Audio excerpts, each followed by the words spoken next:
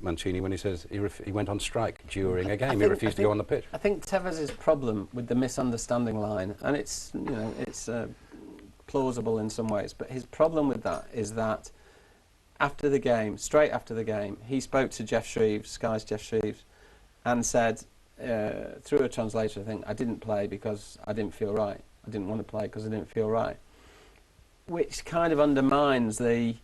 Then subsequently another scenario is mapped out. The latest stuff in the Mail on Sunday from the lip reader would tend to back up the initial I didn't play because I didn't think it was right. I didn't feel right. So I think that's the problem that Tevez and his advisors have is that because City of course will be keenly aware of what he said in the immediate aftermath of the game. I must admit, I was there in Munich. Mancini was furious. I mean, he was emotional, which is rare for him, and furious after the game in a way that I don't think he would have been if it was a misunderstanding. From the press box, were you all aware of what was going on, or was it Mancini coming out and doing the press conference afterwards that revealed all? Well, I saw during the game. I mean, it's like during the game. It's obviously there's a lot going on, but I saw Mancini pointing into the dugout, which was on our side of the pitch. But no, then it's the modern world of social media. I start getting texts from people at home saying Sky are reporting that he refused to go on. That he refused to go on.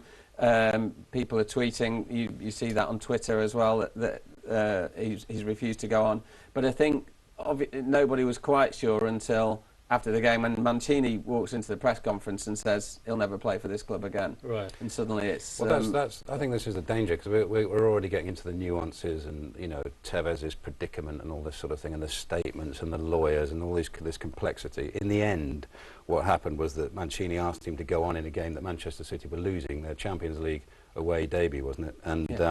And he refused to do it, and that's the fact. And you have to get back to that in the end. One way or another, he refused to do it. And I think from everybody's, as Paul says, we're all very keen to look after players' interests, and quite rightly so. And we're worried about the legal implications. But I think from a manager's point of view and a club's point of view, once you have a player who, for whatever reason, whether he's refusing to warm up or refusing actually to go on, whatever he's refusing to do, he's refusing the manager's request to play. Essentially, that you can't have that at a football club. You can't have a player who won't go onto the pitch. No, but the cleanest way out of this is the transfer, isn't it?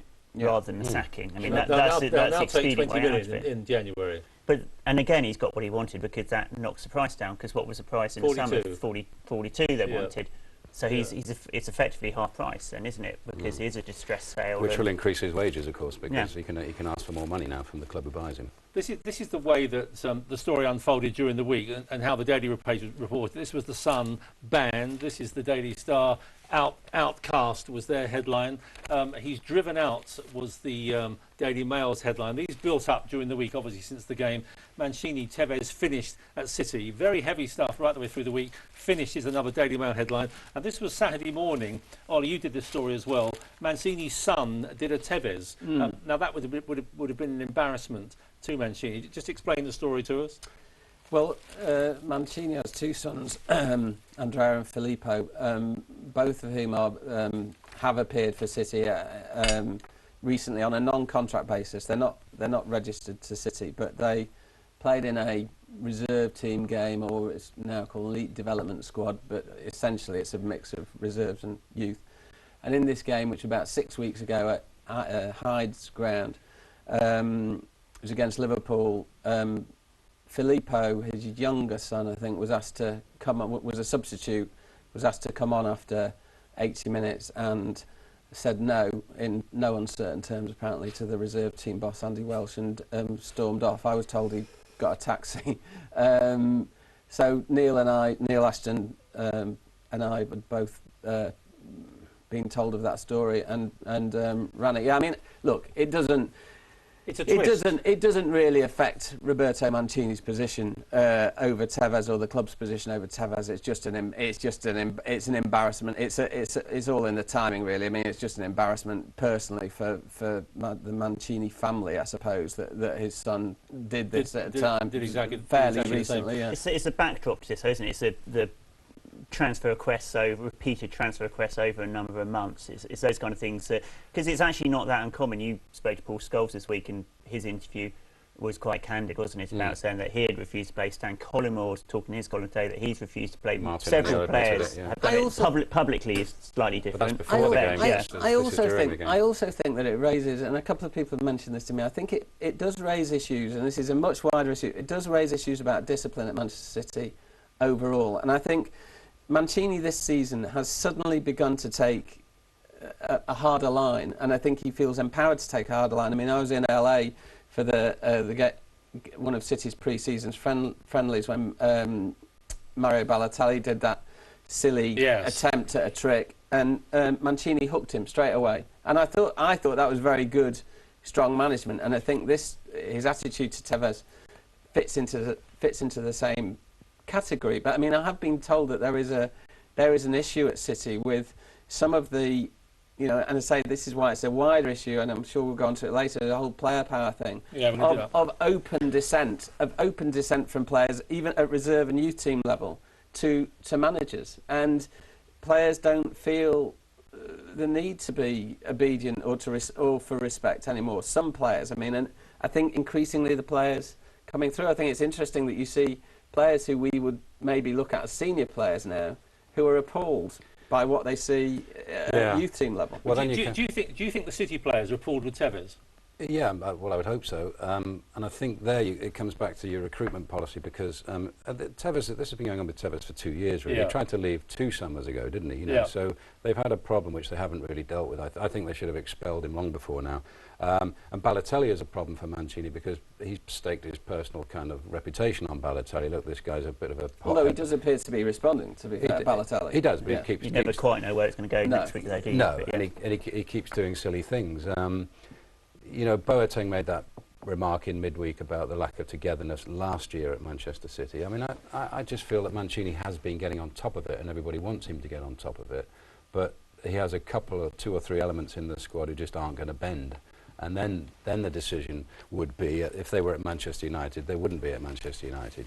Do you let these people stay and cause disruption, or do you get rid of them? But isn't the difference, Gary Neville was making a point this week, that at Manchester United you bring in one world-class player a season, don't you? So you bring in Berbatov or whatever, and they have to mould to the team fit, because there's a strong team ethos. So if you're trying to do what City did, which is build a team in 2 or 3 years, you have to bring in 5 big-name players every summer. You don't really know what your team is. In the Mail on Sunday now, buying superstars leads to trouble. Yeah. And I think that's the point. And Chelsea went through a similar thing, didn't they? If you've got to bring 5 or 6 players in, you don't have an established team ethos, because you're trying to do it so quickly. You don't actually quite know what your team is or how they're going to play, because you haven't seen them all train together.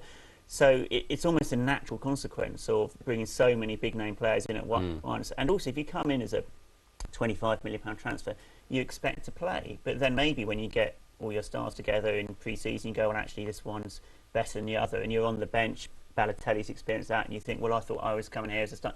So it's the speed at which City are trying to do things which makes Mancini's job so much harder than, say, Alex Ferguson or Arsene Wenger's.